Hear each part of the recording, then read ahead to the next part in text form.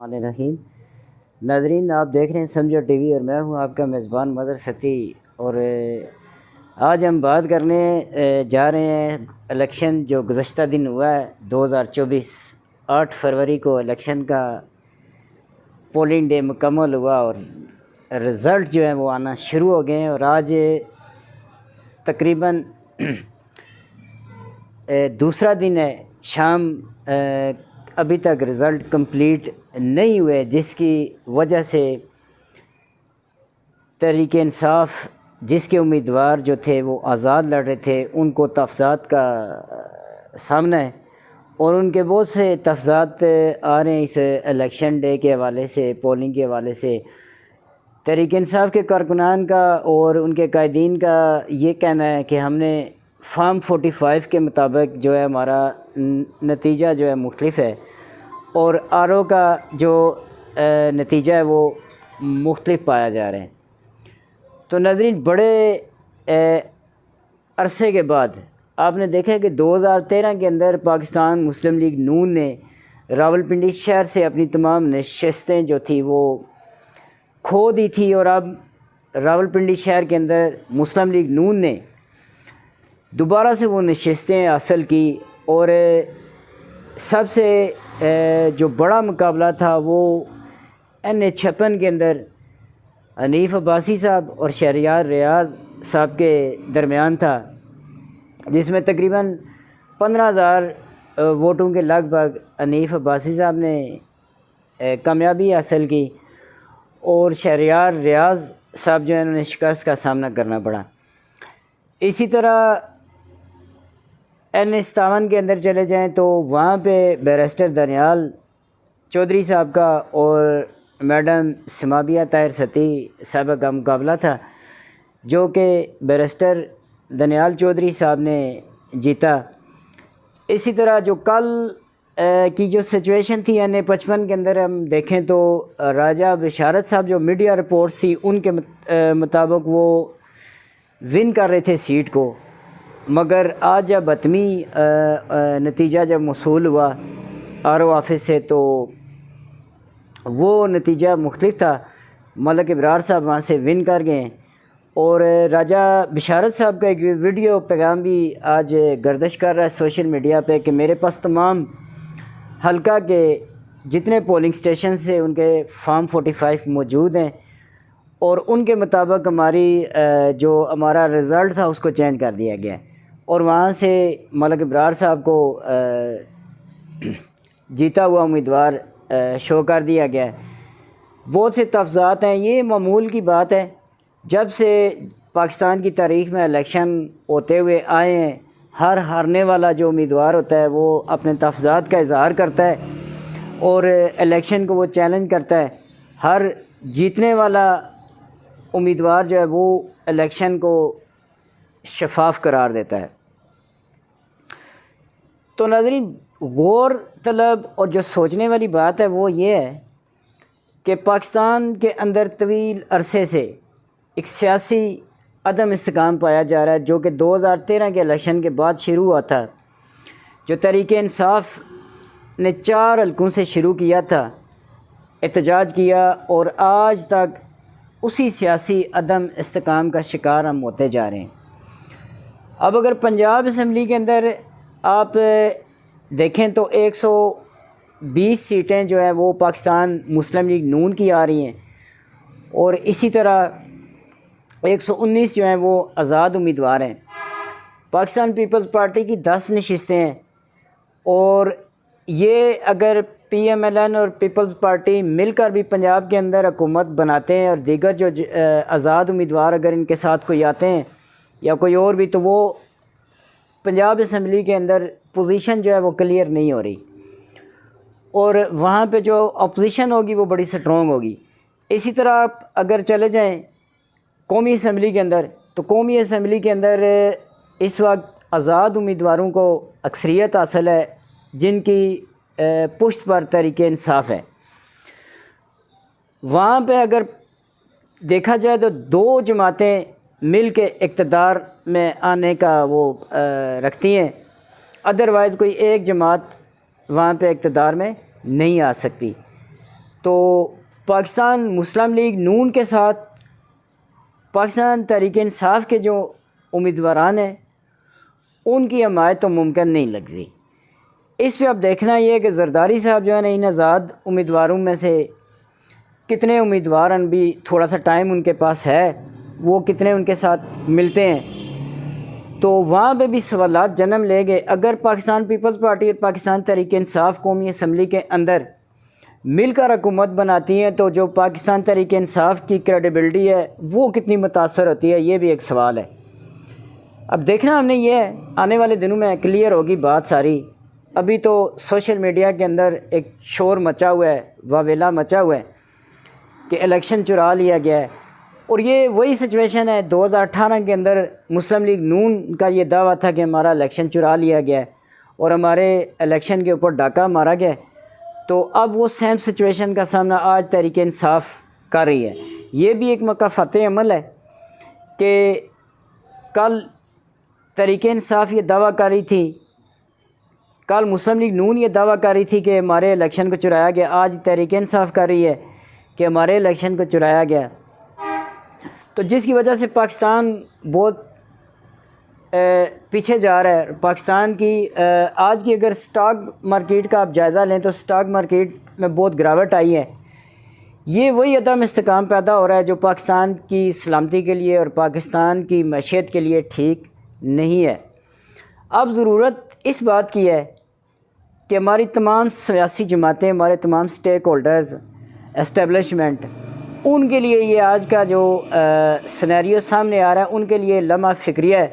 کہ اگر پاکستان کی سلامتی کو آپ نے دیکھنا ہے تو آپ کو ایک سٹیج پر آنا ہوگا، ایک پیج پر آ کے آپ نے اس پاکستان کی بقا کے لیے جو مل کے کام کرنا ہے تمام اداروں کے بغیر ممکن نہیں ہے کہ پاکستان کے اندر سٹیبلٹی آئے۔ اداروں کے عدم تعاون سے پاکستان کی معیشت پر بھی برا اثر آتا ہے۔ تو اب جتنے ہمارے سٹیک ہولڈرز ہیں، جتنے ہمارے سیاسی لوگ ہیں، جتنے ہمارے ادارے ہیں، ان کے لیے یہ لمحہ فکری ہے کہ وہ آگے بڑھیں۔ آج تمام ہماری پولیٹیکل لیڈرشپ جو ہے اس کو آگے بڑھ کر پاکستان کا سوچنا چاہیے۔ اگر یہ پاکستان ہے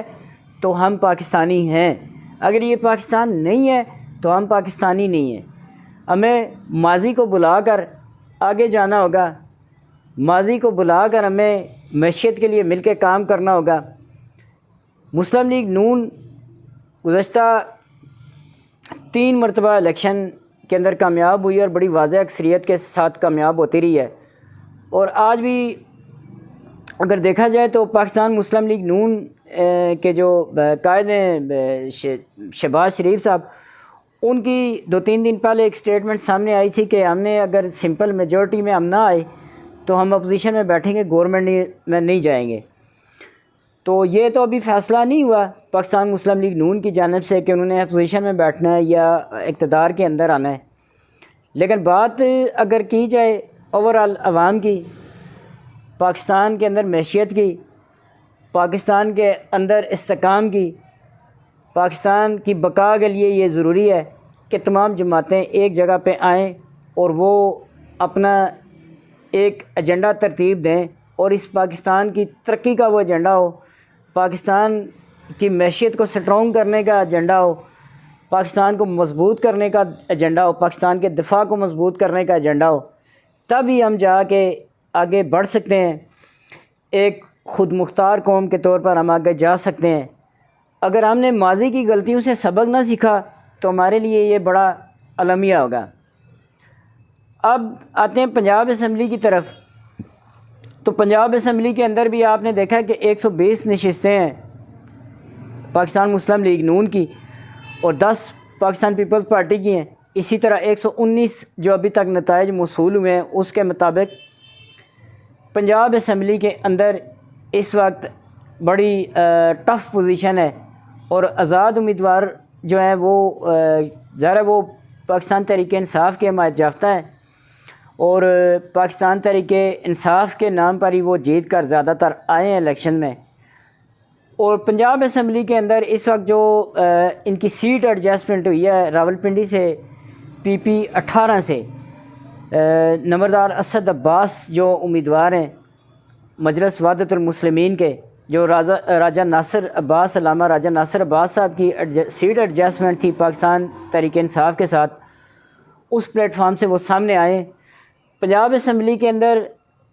پاکستان تحریک انصاف کو بڑا ایج حاصل ہے کیونکہ وہ رجسٹرڈ جماعت ہے،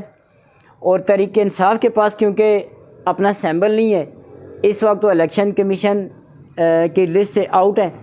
تو اس سیٹ کو وہ مد نظر رکھ کے پنجاب اسمبلی کے اندر وہ اگر حکومت میں آنا چاہیں تو وہ بڑے کلیئرلی اس پوزیشن میں آ سکتے ہیں۔ اسی طرح راولپنڈی میں بھی ایک صوبائی حلقہ جو یہ PP18 ہے، اس میں مسلم لیگ نون کے بڑے مضبوط امیدوار تھے سجاد خان صاحب، جن کو شکست کا سامنا کرنا پڑا۔ سابق وہ تحصیل ناظم راولپنڈی بھی رہے، ان کو بڑا اس مقابلے میں شکست کا سامنا کرنا پڑا۔ وہ یہ بھی ایک مسلم لیگ نون کے لیے لمحہ ہے کیونکہ وہ بڑے عوام میں پسند کیے جاتے ہیں۔ لیکن یہ کہ اب یہ سیٹ ایڈجسٹمنٹ کے حوالے سے اس سیٹ کو اگر دیکھا جائے تو یہ نشست جو ہے وہ پاکستان تحریک انصاف کے حصے میں آئی ہے سیٹ ایڈجسٹمنٹ کی صورتحال سے۔ اب یہاں پہ میں بات کرتا چلوں کہ جو PP18 کے کامیاب MP ہیں جو اس وقت پنجاب اسمبلی میں نومنتخب MP ہوئے ہیں، اسد عباس صاحب، ان کا ماضی میں تعلق پاکستان پیپلز پارٹی سے رہا ہے، اور درمیان میں انہوں نے پاکستان مسلم لیگ نون کی بھی حمایت کی ہے، چودھری نثار علی خان کے ساتھ یہ پیش رہے ہیں، اور انہی کے بڑے بھائی جو ہیں NA57 سے وہ پاکستان پیپلز پارٹی کے امیدوار تھے۔ اب دیکھنا یہ ہے کہ اسد عباس صاحب جو ہیں وہ آیا کہ تحریک انصاف کو ہیڈ کرتے ہیں سیٹ ایڈجسٹمنٹ کے حوالے سے پنجاب اسمبلی کے اندر، یا کہ ماضی کے جو ان کے ریلیشنز ہیں دوسری جماعتوں کے ساتھ، ان کے ساتھ وہ رابطے میں جاتے ہیں۔ یہ بڑا پوائنٹ ہے اور بڑا سوال ہے۔ اگر ان کے پاکستان مسلم لیگ نون